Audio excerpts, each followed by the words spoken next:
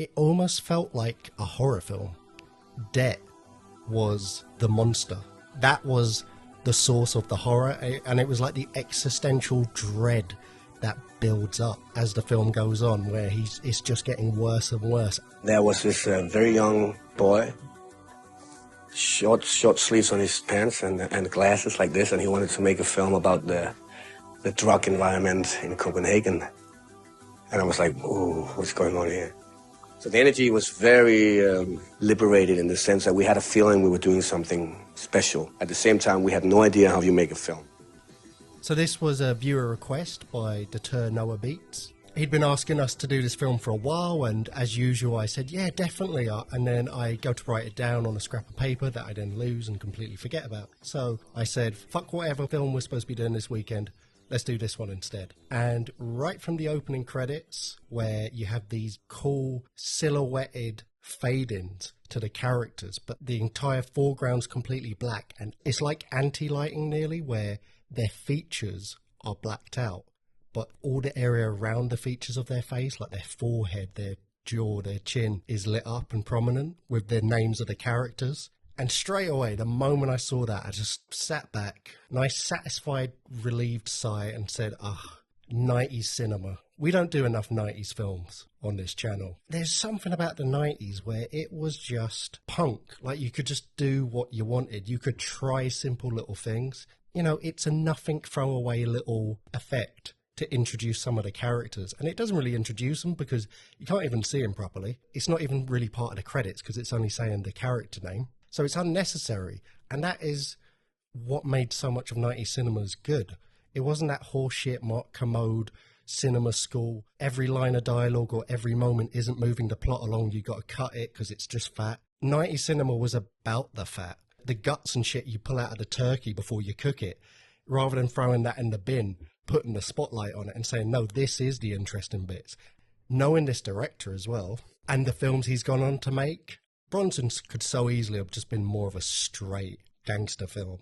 But he took crazy chances with it, you know, having him at moments break the fourth wall and speak to the camera and like on stage and in pantomime makeup and all these weird moments. So I was expecting a really weird film, which isn't actually what I got, and that was fine. It's much more of a grounded, gritty action crime flick. As much as for the time people were shocked at like the realistic portrayal of violence and the dialogue and stuff, but you know, a lot of what I assume was improvised dialogue, a lot of handheld camera work, a lot of scenes that move nothing in the plot along but are just fun to watch and do in small increments reveal things about the characters. But just a film that, you know when people say, oh, you know, here's a gangster film, but it's not glamorizing it. But it still kind of is, because the characters are portrayed almost like a businessman who's also really tough. Whereas the reality about gangsters, a lot of the time, especially the big ones, is I remember hearing this guy talking about why psychopathic serial killers always seem to fit a certain profile of person generally.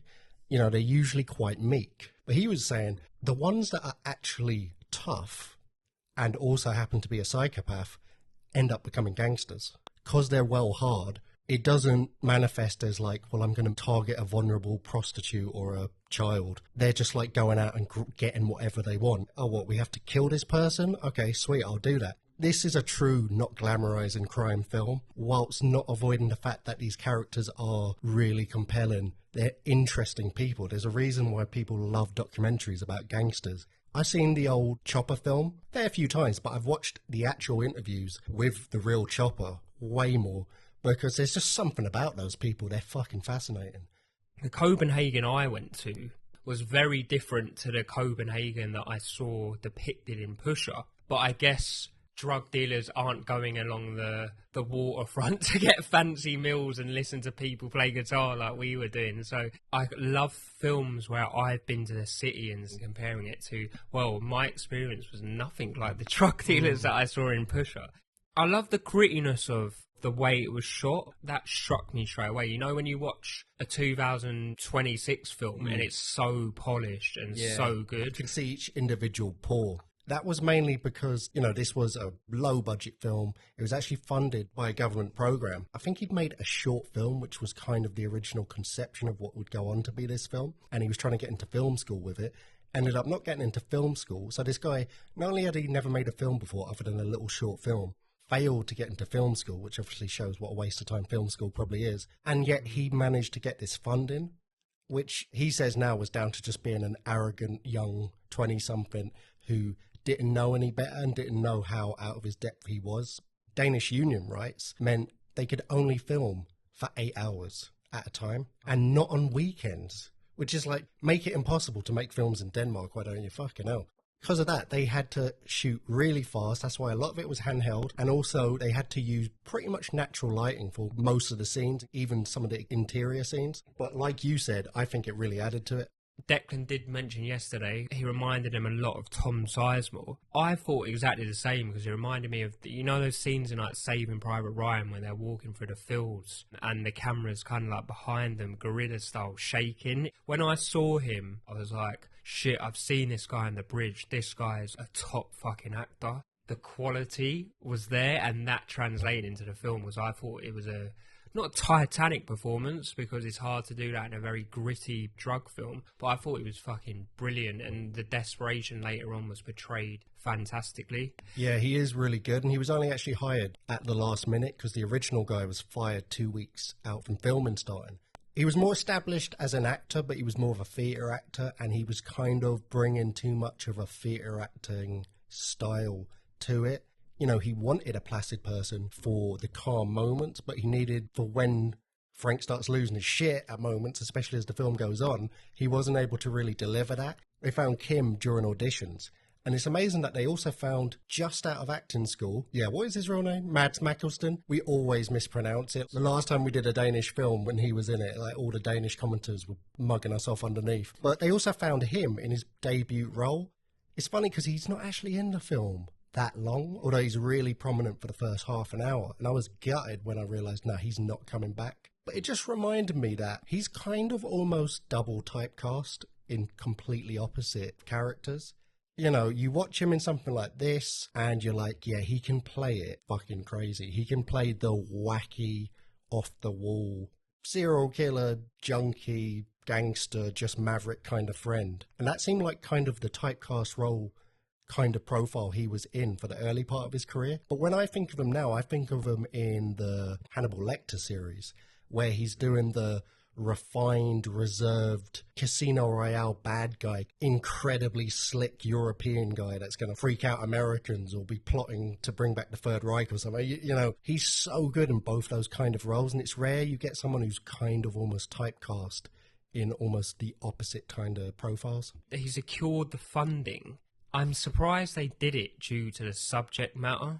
It's very violent, got loads of hookers in it and sex workers, and he just sells loads of drugs, and it's a drug deal gone wrong. I think now if you went to the British Board of Film and, can you give me the money to make a really gritty film about a drug dealer, they'd probably be like, I don't know if we actually want to. I mean, I can't even imagine what the vetting process is like these days, where they're like, you know, that's not very nice. Why don't you just make a film where everyone goes and plays golf for 2 hours and they have a lovely time? No conflict, please. I'm guessing they would, like, if you turned up with a script for a romantic comedy, they probably would have been like, go fuck yourself. Give us something gritty. Give us something realistic. Give us something anti-Hollywood. You know, he didn't turn up with the script for Rise of the Foot Soldiers. Yeah, true. This is like we said, like, it's not glamorizing it. It's not like everything works out, you know, crime does pay. Everything fucks up for basically everyone. One thing I loved about it was that it almost felt like a horror film as it went on. Debt was the monster. That was the source of the horror, and it was like the existential dread that builds up as the film goes on, where it's just getting worse and worse. And that is such a cool thing, where there's so many things that films repeat. I don't know, losing a child, your wife dying during pregnancy and you've got to raise the kid alone, whatever.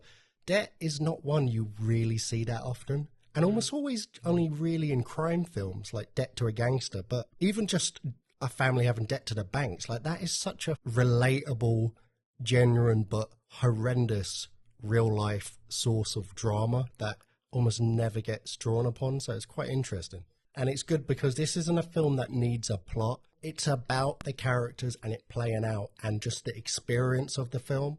especially for the first half an hour as we're introduced to the characters and we meet Frank, we meet his little best mate. I was getting hints of like, are these guys going to be gay? Like, they were really close. They're trying to pull one of Denmark's many beautiful women. We've been to that country and fuck me, you lads are lucky, man. I mean, the lads are great looking as well. They make us look like shit. I believe all those stories about the Vikings coming over and nicking all our good looking women because, my God. We tried to pull the beautiful woman, but then we ended up getting hit on by two gay guys that we didn't realise were gay until after we left. And they were great looking, right? Even I was like, do you know what? Like, can you leave our table, please? Because you're mugging us off. But, you know, in that scene, she ends up walking away or slapping Frank, and they just end up having a big kiss anyway. Yeah, I was a bit like, whoa. But those early scenes where, you know, setting up the little drug and crime world that they live in and that the film's going to be exploring, where they're doing a small deal early on, and there's these two guys who clearly ain't it, but trying to project the bravado that they are the guys. You know, they search him, be like, what you got a gun for? No reason. Can I have it back? Nah, not yet. And they're just mugging them off, trying to haggle on the price, and they end up just fucking them over and taking the money. And so you're like, okay, these guys are double-R'd. They're not big-time gangsters. They're small-time. But it's the scenes in between all those moments where they're just in a restaurant and they're being like, do you ever fucking get your dick sucked while eating some caviar, and just asking dumb... That was weird. No, it wasn't weird. That is... the sort of thing you do with your mates. Yeah, exactly. Yeah. That is stupid guy talk, where you talk about nothing, but in such an intricate detail where you kind of understand the other person. You insult each other to remind each other that you love each other in that kind of guy way. And seeing those moments where I'm like, you know, Mark Kermode, I'm slagging him off a lot today, I don't know why. I hate Mark Kermode. But he would be like, oh, you know, this is just filler. It's doing nothing for the plot. When it's not revealing anything about the character. Because what I hate in films is, you know, when you can see the writing, you can see what the writing is trying to do right now, where someone will give a monologue of like, you know, when I was a boy, my mum used to beat me. And every day my dad would just watch and be like, no one fucking talks like this. Yeah. Whereas in this film, I can understand them individually and their friendship. So all three parts, just through these little minute, silly interactions. But also when there is a moment where we get kind of a monologue, but it's not a monologue, it's still conversational, where Frank is talking about Vic, who is his kind of girlfriend. She wants to be his girlfriend. He does, I believe, want her to be his girlfriend, but he doesn't like the fact that she's a high-class prostitute and winces if someone shows any kind of affection, especially a woman for some reason. And he starts talking with Tony at one point how he happened to be driving past when she was coming out with one of her clients, but I get the feeling maybe he was following her a little bit. And he followed her client round as he was taking a piss, and he basically insulted him, called his Mickey tiny, and then beat the fuck out of him. And he tells it kind of like, haha, this one-time story, but it's really revealing about his character, and these are really good in-depth characters in this film, especially Frank. And even Tony's kind of looking at him kind of like, what, that's the end of the story? You just basically attacked that geezer for no reason. I gotta go back and agree with you. Like, the first 30 minutes is kind of like a buddy film, like just mates going about, well, they are dealing drugs, but just having fun at the same time. Even Vic's like calling up Frank saying, I know what you're just going to be messing about with Tony all day. Do you know what I mean? Yeah. I need you to take me to the vet because my dog's king sick and stuff like that. What I'm struggling to work out, Declan, is the currency in Denmark is krona. Yeah, and it's about 1/100 of a pound. Yeah, because the early drug deals are like, this is 45,000, I assume, and I was like, how much? And I know, I worked out after, and I was like, he didn't even owe that much money. Because in my head, I just immediately converted it to like sterling levels, and I was like, the geezer owes 230k. How's he gonna put 50k? How's he? And then when he was like, you have a banger outside, that will take 6,000 off it. I'm like, what? You know, so I want to talk about Tony and Frank's relationship. I was wondering if they became mates due to meeting each other in drug dealing circles, or they were like schoolmates. But Frank, for all the things of him being like a dickhead to Vic and being a bad person to Vic, which he is, by the way, he's torn because he wants more, but he doesn't want to lose his macho bravado by maybe asking her stop doing the whoring and be my girl, you know what I mean? He's even going, I don't fuck her, like blah, blah, all this kind of stuff. But it seems like all the people that are just terrible people dealing the drugs and beating people up and killing people, they seem to be like quite friendly with each other. Even like Radavan, the enforcer, seems like a good guy, and him and Frank are quite friendly with each other. So he's a sweetheart, wasn't he? Like, and that again, that is what I loved about this film, where again, that's a realistic portrayal. One pet peeve I always had, and when we were in sixth form doing film class, our teacher, Mr. Martin, fucking legend, he had a little short film that got council funding, and it was like anti-knife crime. And we did a little table read in the class. And straight away, the very first scene, like, he just deals weed to random people. He's that low level, the character. But he was being mean and threatening the person who's buying off him. All of us were just like, that doesn't happen. Yeah. So just what? Because they're small-time to big-time gangsters, they're not going to become mates and pally. And it's like you said with Milo, who's the main big-time gangster, Serbian gangster, who, again, had never really done any real work, and this was his big break, and he went on to have a real big career in Danish TV. We're introduced to him, and he's literally baking. As soon as Frank comes in, because he's just met the Swede, who sets up the drug deal that kind of sets up the chain of events and the debt. So the Swede's met him, he says, we did time together. Don't you remember? I needed this big deal done tomorrow. Like, let's do it quick. And he's kind of like, I'm not sure, but fuck it, it's so much money. He goes in to see Milo to ask for the drugs to do this deal. And Milo's like, come over here, putting his hand around him, saying, Frank, it's so good to see you.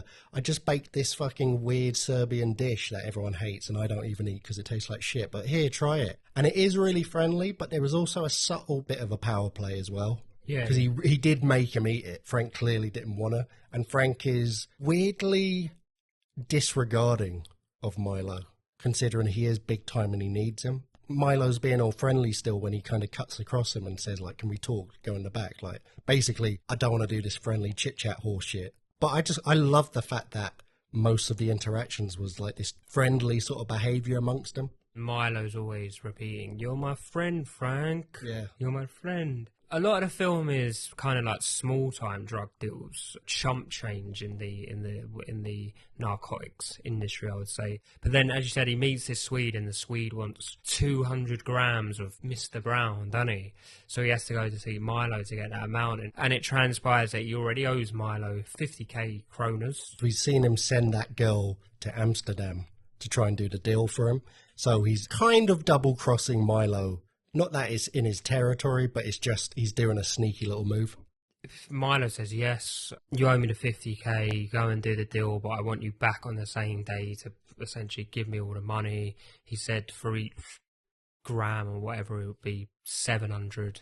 So basically, Frank's making more or less nothing from this deal. He goes back to the Swede again and says, yep, I can get you the stuff. I've spoken to my contact, but you're going to have to give me 900 now. And then he's classic drug dealer behaviour. I was kind of wary of the Swede. You know, he said to him, do you not remember me?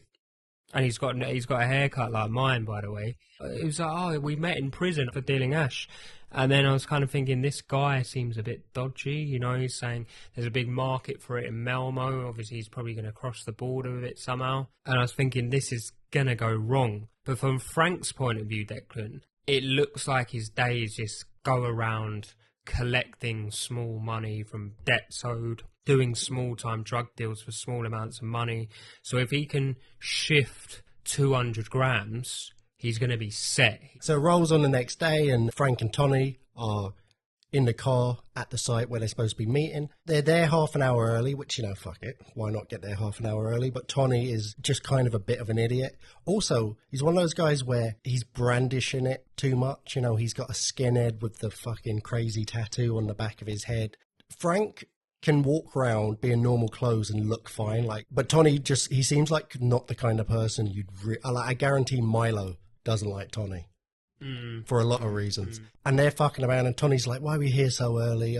Let's go get some food. So they go around the corner, come back. Tony's like messing about doing kung fu or something, and he hurts his leg. So he's like, when the Swedes turn up, he's like, you go with them. I'm just going to sit in the car. It's a great little use of sound where all the ambient sound disappears the moment he gets out of the car. and he's walking over, and it just subtle little way of delivering the sense of tension and apprehension. And even the Swede says when he gets in, like, you seem nervous, everything okay? And he's like, fuck it, what are you worried about how I am? And they start driving away from the site, and he's already getting a bit like bad juju from this. So he's like, you know, why are we driving away? They're like, don't worry about it, it'll be fine. And then the cops pull up right in front of him. And to be fair, the Swede gets out and runs as well, but you would still do that if you'd set him up. It leaves it ambiguous. You never really know if the Swede was involved or if it was just unlucky. Again, it's like a good chasing, because it's not like they're not jumping over car bonnets, leaping across high-rise buildings in order to get away from the cops. He's immediately out of breath and huffing and puffing and like just like pushing people out of his way. There's about 100 facts. Yeah, exactly. Ingeniously, he runs straight into the big river and just dumps all the heroin in there, so there's nothing for the cops to pick up. Either way. And he gets brought in. They're trying like the nice approach, then they're trying the, all right, here's what we got on you approach. Then they're just throwing peanuts at his head at one point. But eventually they reveal that Tony has grassed after he got arrested as well. Yeah, so he's given a signed statement, confession, whatever you want to call it. In my opinion, so coincidental that it can't be a coincidence kind of thing. Either that, or my other feelings was, how do we know that Tony hasn't spoken to the police previously? And you notice he's out the next day. Yep. Which obviously he signed a confession, but all right, why did you sign a confession? Had you already kind of struck a deal before you even got to the point of signing this confession? That's a really great scene. Frank is freaking out. He gets let out of custody, goes over hat in hand sheepishly to see Milo. And he's a little bit arrogant with it, but he's kind of like, oh, sorry, you know, the cop showed up and I had to dump all the heroin. And he's like, so you don't have the money, you don't have the heroin. You got busted. Okay, I don't really believe this story, but now you owe me this much. There's a little bit of 10% on because you fucked me over, because you came with this story. So you better come back with my money tomorrow, or at least 50 grand of it, and sort this out. So he's like, send Radavan, the enforcer, with me, and there's a couple of people that owe me money straight away, so we can just go hit them. But I have to do something first. And Radavan, up to this point, hasn't spoken a word.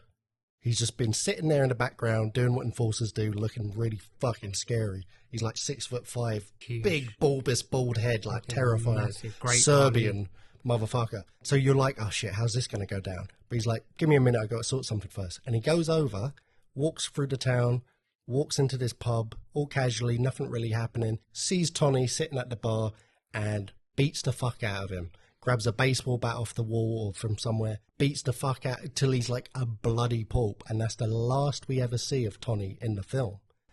And then he goes and gets in the car with this scary enforcer character who's going with him to threaten, maybe beat the fuck out of, possibly kill these guys that owe Frank money so that he can pay back Milo. But he's also basically going to witness the shit Radavan will do eventually to him. So it's everything set up for a really suspenseful, scary scene. But we don't get that. It's this long extended car ride over where they just talk playfully, friendly. Radavan says, I actually love to cook. It's my dream to open up a restaurant. I want to get out of this way. I want to get out of this way of life. And he's like, I've never even told Milo that. You're the only person I've told Frank. And Frank's laughing like, well, you could even get Milo to do the bacon. And they're cracking up like his bacon's terrible. And it's so interesting to show this sweet human moment between these two guys who only know each other as a result of being gangsters and living a life of crime.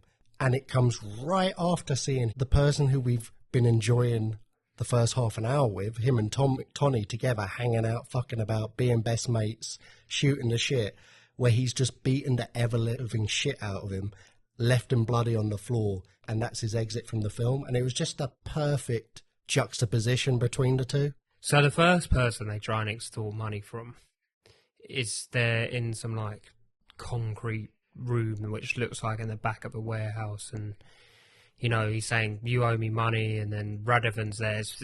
He's scared, and he's a big pussy hole basically, and he's saying, I don't have the money. He's taking off his watch, trying to give it to them, and it's a mad scene because they're putting pressure on him. Radavan just brings out a shotgun wrapped in a yellow bag. And I love this bit. He goes, right, if you don't have the money, I've got this gun. We're going to take you to a bank and you're going to rob a bank and give us the money.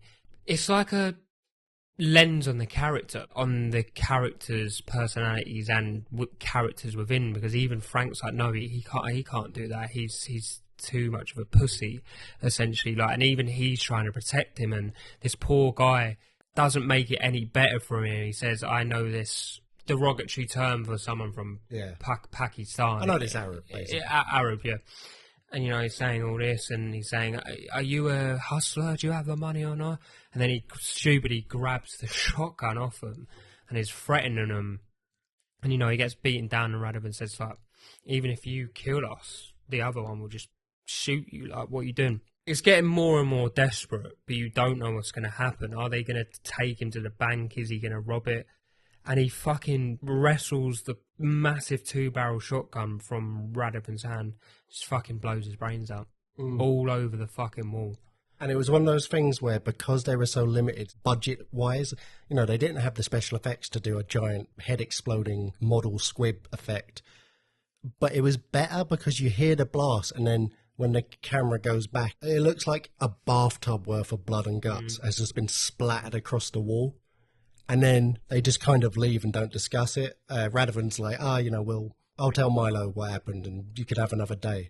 What I like about these scenes is in between him going around speaking to the people that owes him money, you get the middle bits where he's just going back home with Vic there, and he's getting increasingly anxious and frustrated and wound up. And unfortunately, he's kind of taking his fear, he's scared, out on Vic.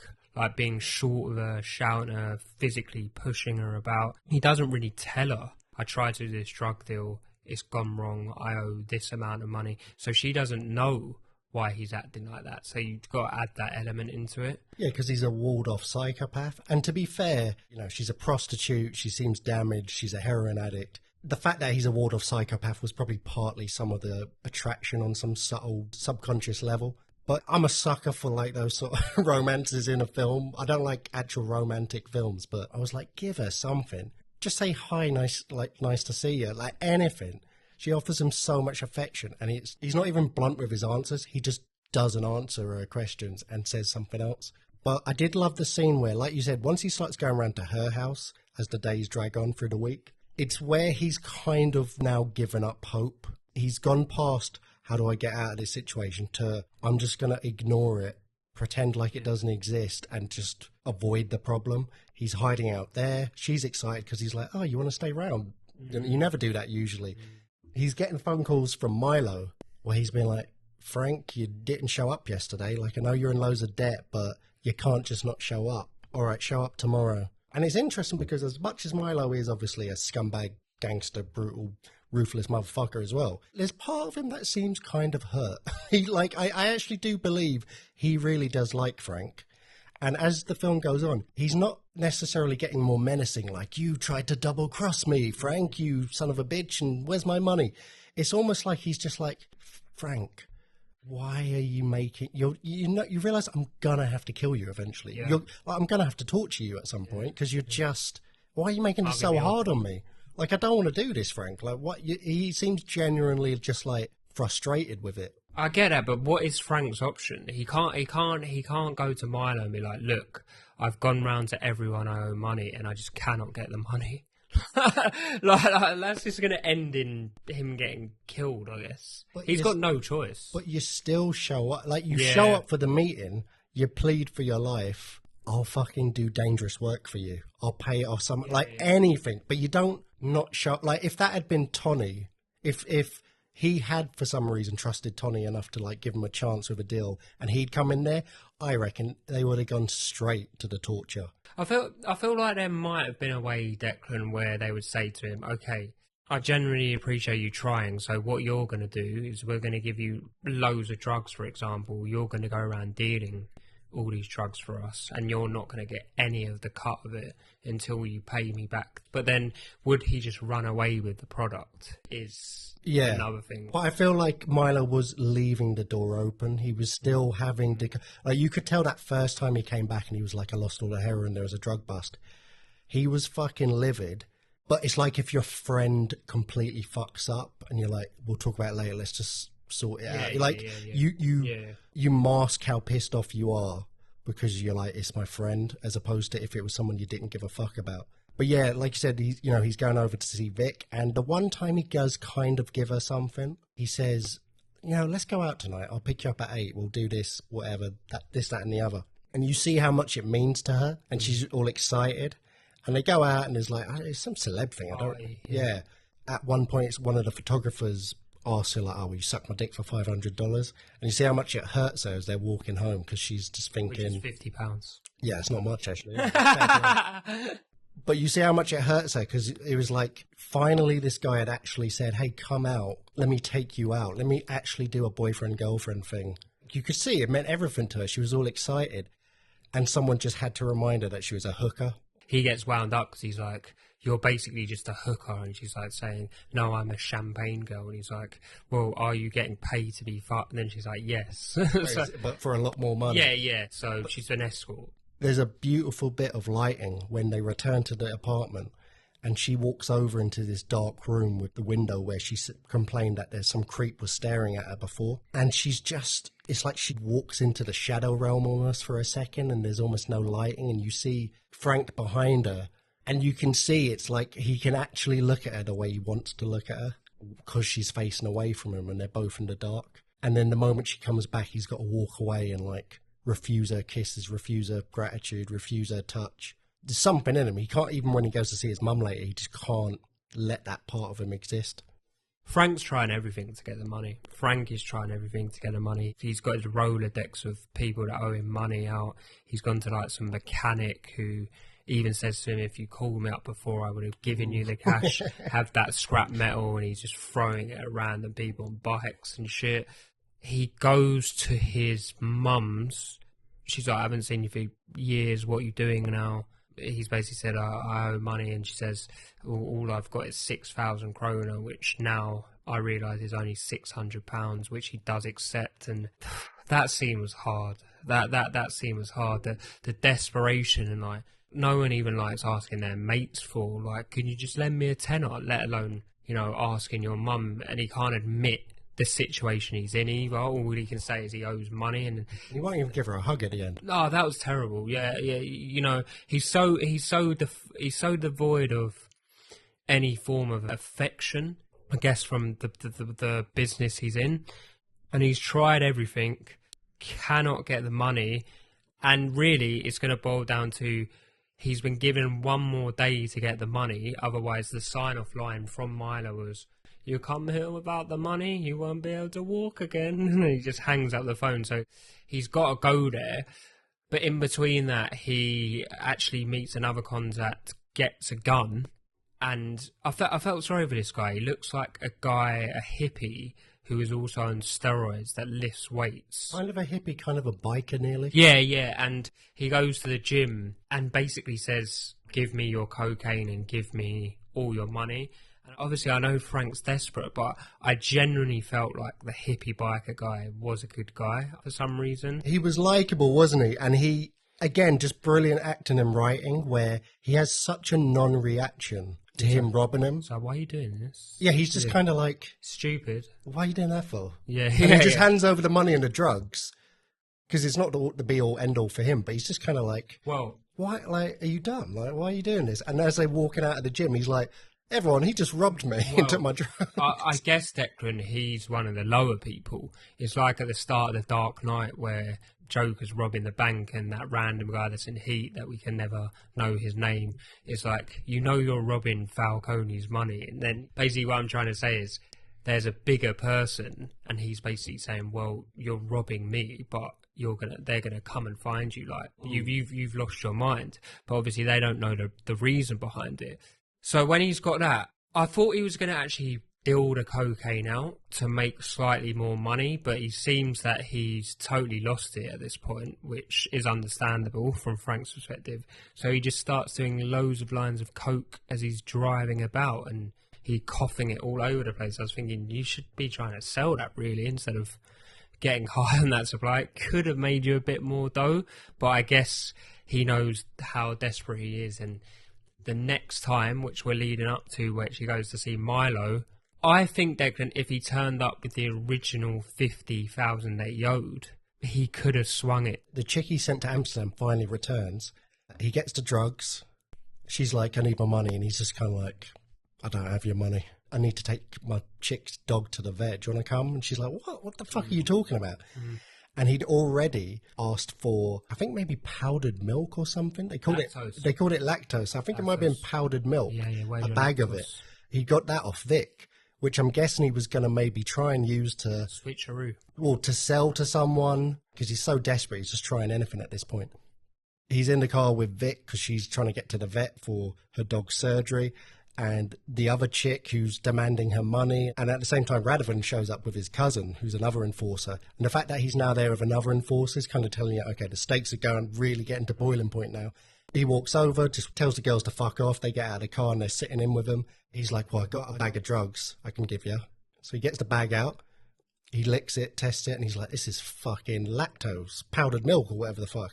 And he starts laughing like, I was going to try and con someone else. Here's the real bag. And it's the bag that the girl brought back from Amsterdam. And he tries that, and it's baking powder.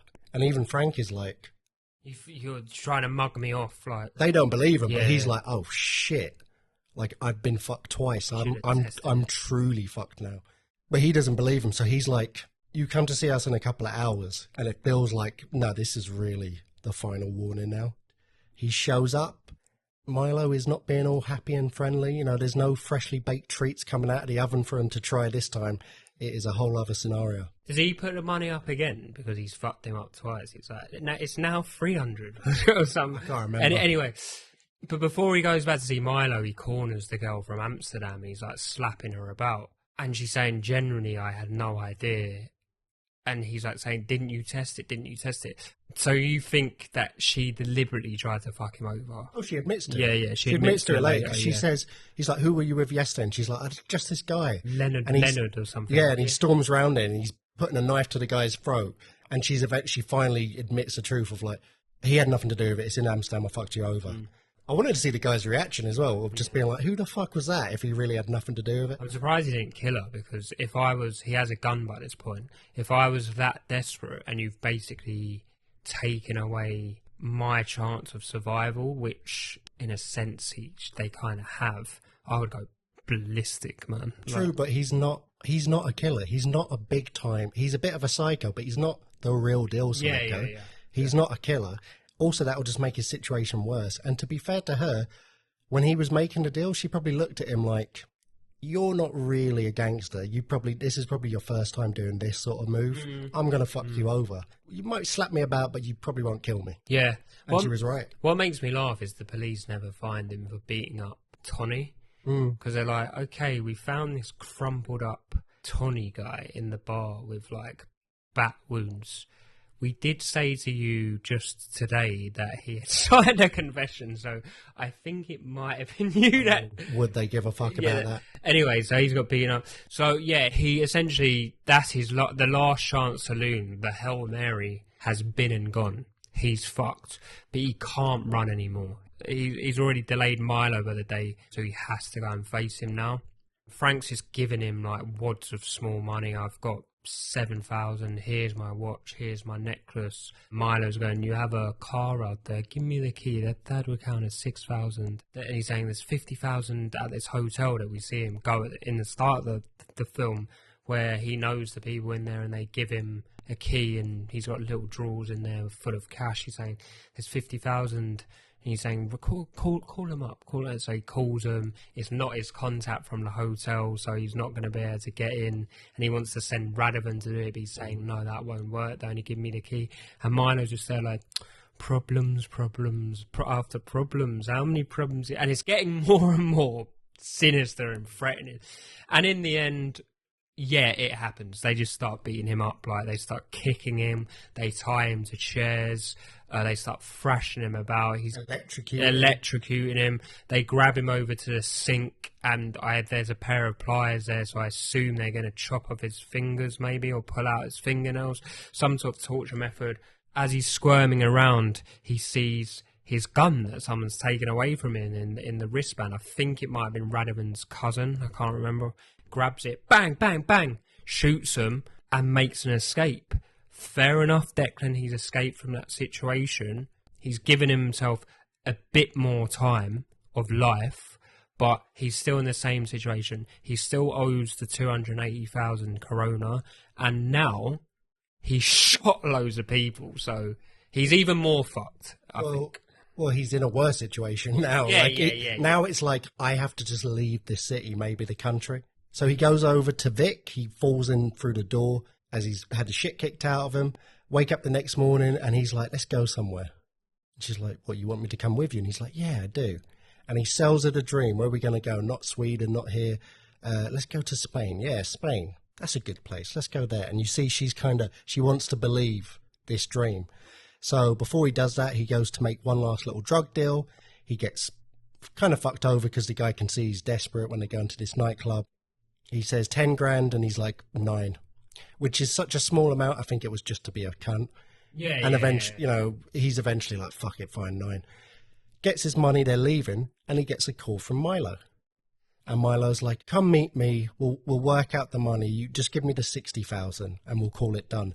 There's too much violence now, there's too much gunshots. We'd just seen a scene where he snuck into the hotel and he was nearly about to pull the trigger on Radavan, who was in there searching for him, but there was a witness, so he didn't do it. But, Milo's like saying, there's too many people talking now, this has got out of hand, let's calm things down.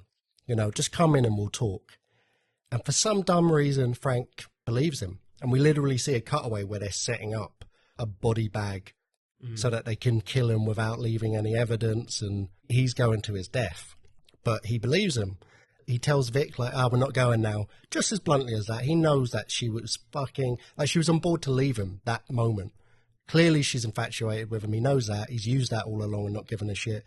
She was absolutely sold on this little dream he told her, and as if it's nothing, he just says, no, it's not happening.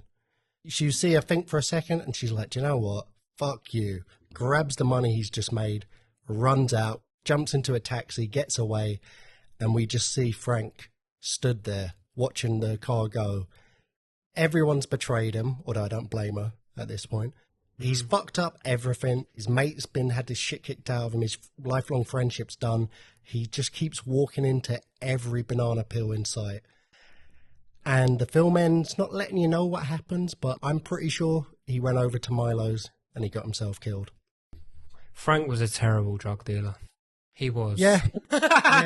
A series of slapstick situations, including moving fridges and eating banana-based treats and losing loads of drugs and money. He was just a terrible at his job. Yeah, and he got worse and worse as he went along. Awful decision-making, but not at any point was I like, why has he done that? It all perfect. Even that scene where they're trying to get the guy to rob the bank. I'm kind of like, that's stupid, and why are you handing him the gun? But it didn't take me out of it. It felt really believable and authentic. All the decisions that were made, all the events that unfolded, and how the characters interacted. And I fucking loved this film. And I liked it when I finished it. I was like, that was really good. Nice little 90s sort of wave filmmaking style, whatever. But talking about it more, it's just so well written, well acted, and just well done. It really is a fucking great film. And I can't wait to go on and watch the other Pusher films and see, this director that I love, but I've only ever seen his English language films. And I love that there's a whole other career he had beforehand that I get to go back and revisit. I loved Frank. Obviously, I love Big Mads Mikkelsen. My biggest praise for this film would be, after watching number 1, I'm intrigued to now go and watch numbers 2 and 3 and complete the trilogy. I loved Tony. If Tony's in number 2, I want to see the adventures of Tony as he goes around in his escapades. So, I loved the grittiness of it. I loved the grain of it. I loved the start. I loved this director. Overall, a really good film, and I'll finish off by saying I find it really refreshing. I've watched a lot of gangster drug-dealing films. I would compare this to one of my other favourite gangster films, which is set in Paris. My La Haine is set in Copenhagen. That's how good I think this film is. So just thank you for the recommendation, and I really do recommend going to watch Pusher. Yeah, this film was banging. It was entertaining and fun, but also The more I talk about it, the more I realise how well done the characters are in this film, how good the writing is, how believable yet entertaining. It's one of those one-off, you couldn't redo it, can't, even though they did remake it. But I mean in the sense of, you know, this director that's gone on to have this incredible career. After this was not just a critically successful film, but it was actually made a fuckload of money in Denmark. With success, and especially financial success, becomes doors becoming open to you. You know, getting to bring in real cinematographers, real crew, real budgets, real production staff, real distribution. And with all that becomes, you know, as much as he obviously has refined and become a much better filmmaker over the years, just as you would, you'll never get to recreate doing it the first time, not knowing what he was doing, having to convince everyone, not truly knowing until you get the success afterwards or see the finished product, whether you will even be able to make something watchable, let alone a fantastic film like this. You know, what a debut. If you're a fan of this director's films, definitely go check out this. If this is anything to go by, then I can't wait to watch the whole trilogy and review them on this channel. So that is an easy recommendation for Pusher. Yeah, a lot of things happening right in that period. I mean, the dogma concept was invented by Lars von Trier and Thomas Vinterberg, and that group of people was people working in the thriller genre. And then there was Nicolas, who was actually out first doing what we could call documentary realism style, even though it was fiction. So I would definitely put Nicolas as the first one who changed it for real in this country. The whole dogma concept was very inspired by Pusher One, even though they will never admit it.